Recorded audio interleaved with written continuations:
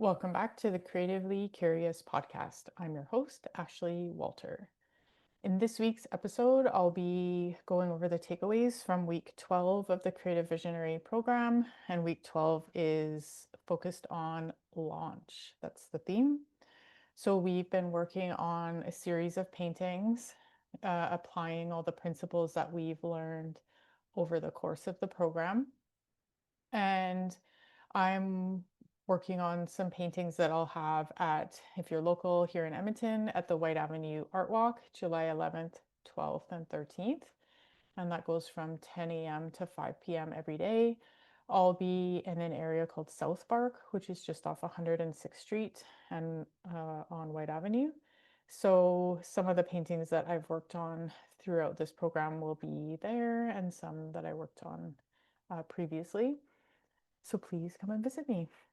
So the takeaways for this week are to scale your art, you have to scale your tools and your thinking. And so scaling could mean bigger work, so working bigger than 12 by 12s, or if you're working smaller than that, then going a little bit bigger. And he mentions going in increments, so taking small steps.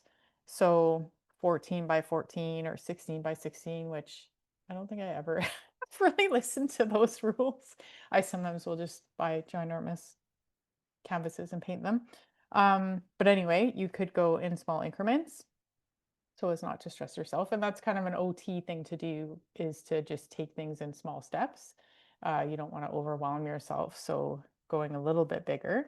But it also could be not a bigger canvas or bigger board, but bolder color or taking more risks. So I feel like I took some risks with my texture choices in some of the pieces that I worked on, and some are going better than others. I started some new pieces and I kind of hate them, but I'll just maybe speak to that before I get into the takeaways. What I've noticed is, because I'm getting closer to this art walk, I'm feeling the pressure of having to produce something, and that's never a good place to be creating from. So, when I felt like I was just playing and just, trying out these new materials and just seeing what happens, I felt a lot better. I was more relaxed, and I was more in that play mode. And now I can feel like I'm trying to produce something that will be cool. And I have decided actually to not paint.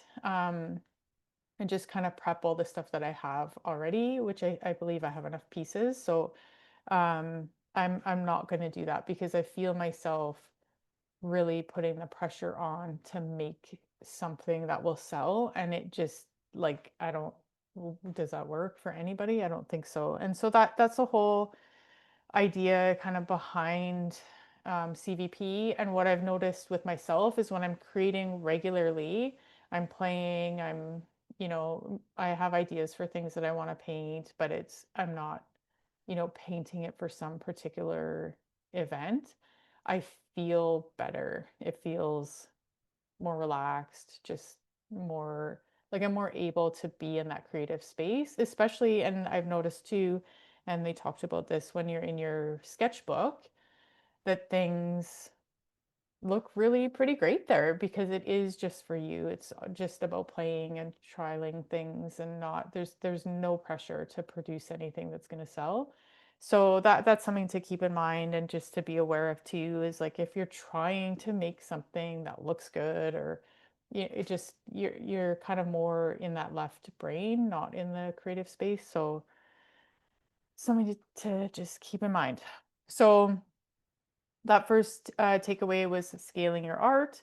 You have to scale your tools, scale your thinking. And he even did a example of like painting beyond the canvas. So whatever size you have, take the paint beyond it. And like, I'm a big fan of painting the sides of the canvas. If this the well, if they're thick, if they're not thick, I love painting the sides, because to me that's part of the image too. So but he went so far as to lay down paper around the piece that he was painting, and just kind of take the paint onto the paint onto the paper, sorry.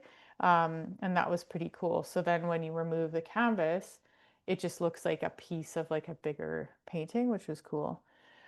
Expanding your studio area will expand your art. So it's risky to give yourself this gift. So you mentioned even like taking, getting a studio outside of your home. So I end up painting at home, and I do have space to do that. And if I have a bigger canvas, then I can do that in my basement because we have an unfinished area there.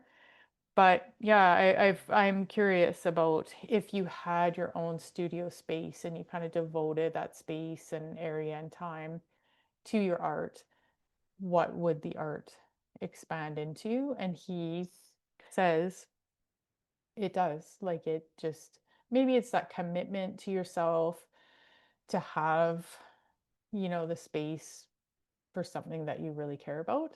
But that can expand your art. The value of a series is compounded by doing another one. So don't just stop at the one.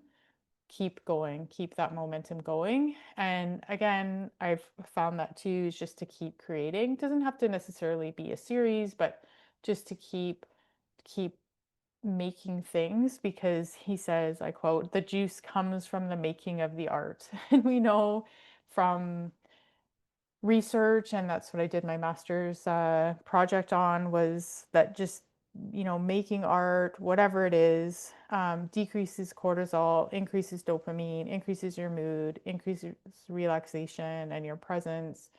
And we feel better, and we've gone away, like as a society, we've gone away from creating. It's like work, work, work, and be in the factory and sit at your desk and stare at your screen. And it's like, we've just gone so far away from, I think, who we are, that people are unhappy. We're just unhappy. And I really believe that if we uh, focus more on creativity and valued that more and supported that more, that we literally would be happier, more peaceful people.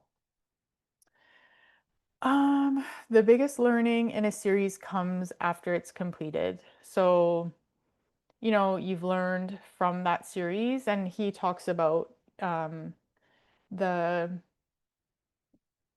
the tendency to then stop creating because you've put in all this work and you've made these pieces, and then to kind of take a break and to not work on anything, and then you have this work behind you, but you have nothing in front of you, nothing to kind of be thinking about and getting into that creative space and that momentum. So to make sure that you sustain that momentum by continuing to create. Your art is an expansion of love given to yourself and then the world. And obviously that's like so cool. And I think a lot of artists, probably every artist would say that it's, it's a labor of love. Like that you put in so much, not effort. It's not effort. It is love. It's coming from that truest part of you. And it's vulnerable, therefore, because you are loving it. It's like a piece of you that you're putting out into the world and sharing and hoping that other people will love as well. And how amazing is that? How could that not make the world better? And just kind of on that topic, he talked about not giving too much importance or emphasis on like the positive and negative reactions of other people. So there will be people like, oh, I don't like that, or oh my gosh, I love this, but not to place too much emphasis on that external kind of validation. So, and he gave an example of where he had a showing in a place, like not, it wasn't in California, it was in a different part of the States. And literally no one came to his show. No one came. He didn't sell anything. It's like, um, and my life coaching hat, if I put it on, it would be like, don't make that mean anything about you or your art. But I think we do end up kind of doing that, where, oh, I sold all my pieces, or I sold a whole bunch of pieces, and therefore I can feel good about what I did. Well, like I keep thinking, well, what if I don't sell anything at this art walk? Like, why am I doing this? So I'm doing it for me.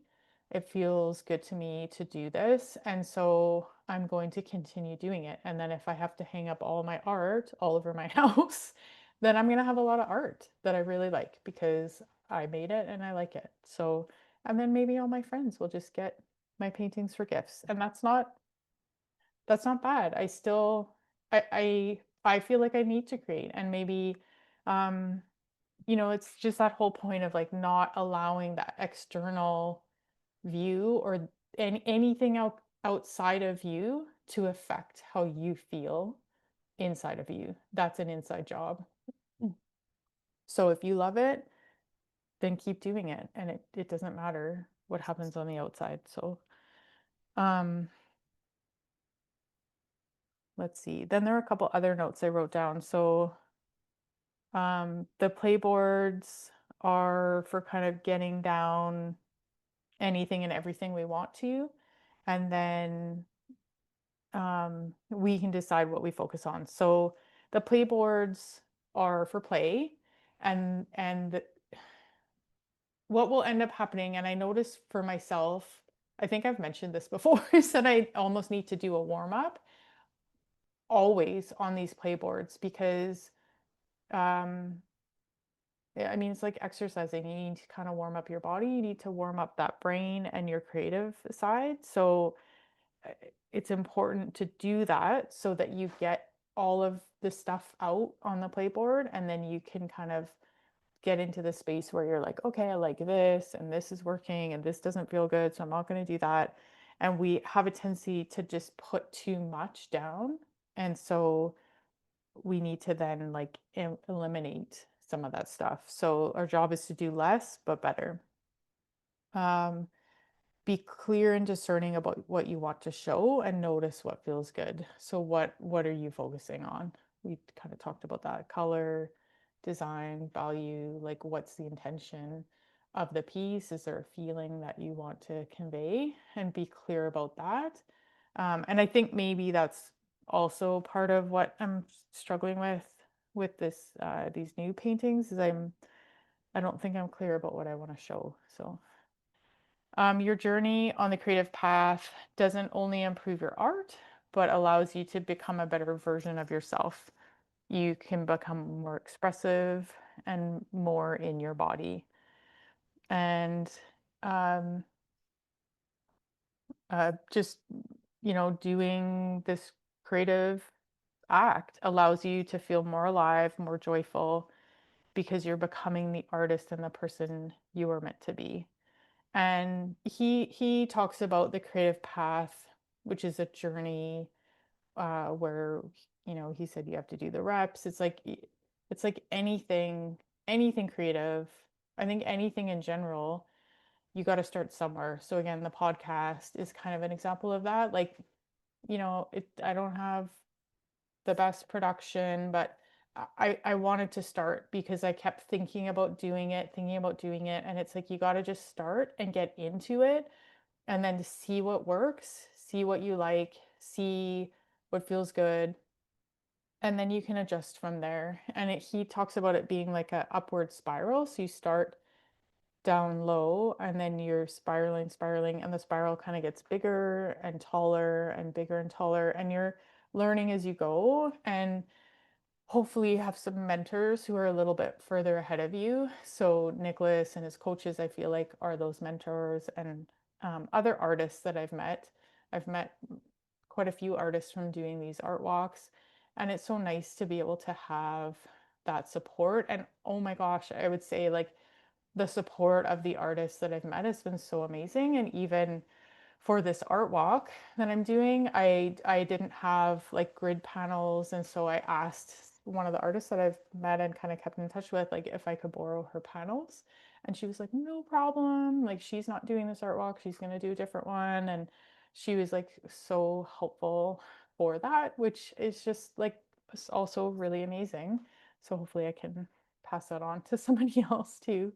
But really, you got to start somewhere. It's like, again, anything, not necessarily painting, but writing, cooking, bicycling, running. Like, what do you want to do? And you got to just do it. And even if basically you suck, I think I talked about this, then suck, start it and suck and like be kind of bad at it. And then know that when you keep doing it, you will get better. Like lifting weights, like maybe you can't really lift a heavy weight. So you start small, you start 2 pounds, you start 5 pounds. Then over time, you build your muscles and you grab a heavier weight and you keep doing it and you keep doing it and you keep doing it. Anything else, it's the same thing. It's like your mind, you got garbage in there, you got to work at it. And I keep thinking like, oh, I'll get to this, I'm going to get to a place where it's all, everything's perfect. It's all good. It's like, I don't think that place exists. Like the spiral, you're just continually, just bit by bit, step by step, taking, moving forward, getting better. You maybe take some missteps and you learn from those and then you keep going. So it's not about really like, I don't want to, that's like cliche, the destination. Like, it's like, yeah, it is about just kind of like enjoying what you're doing now, relaxing into that, knowing that you're on this journey, knowing that you're starting from somewhere and you just keep at it. And I think if you keep at it,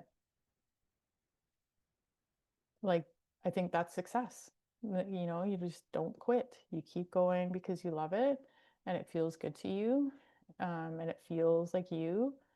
And if it doesn't feel good, doesn't, then you let that go and you move forward on something else. So, um, it's about who you're becoming. It's that vision, that future self, and maybe you don't even necessarily know who that is or have that clear vision, but everything is about that. It's just like who who are you becoming through doing this and like showing up. And I feel nervous. I do feel pretty nervous actually about having a tent at this art walk. I was at the art walk last year, but I didn't have a tent and um I didn't have as many pieces and it just feels vulnerable, I guess, to show up and like have these pieces that I care so much about that feel like a piece of me. um And so just know that that's probably normal too. I'm assuming that's normal. I've talked to other artists and, you know, um, whenever you're doing something that's kind of different and out there and not the same as everything else, then there will be vulnerability there, and that's okay. And also, let's have more of that. Like, let's have more of that in the world. So, um, okay, so that's week 12 of Creative Visionary Program. And if you've missed any of the episodes, please feel free to go back and listen to them or watch them on YouTube. And if you like this podcast, then please rate it, review it. I'd love to see your comments. And you can, send it to a friend, someone that you is also an artist or creative, which we all are creative, so you could send it to everyone. Now, this series has been pretty specific with painting, but I will forge ahead and I might actually do some more occupational therapy type things because I'm also an occupational therapist, but we'll see. I'm going to be taking a break over the summer from new episodes and then starting back again in September. And yeah, hope to see you then. Oh, and before I sign out, I always like to say, because this is the shirt that I got from CVP, just remember that you are a work of art. Take care.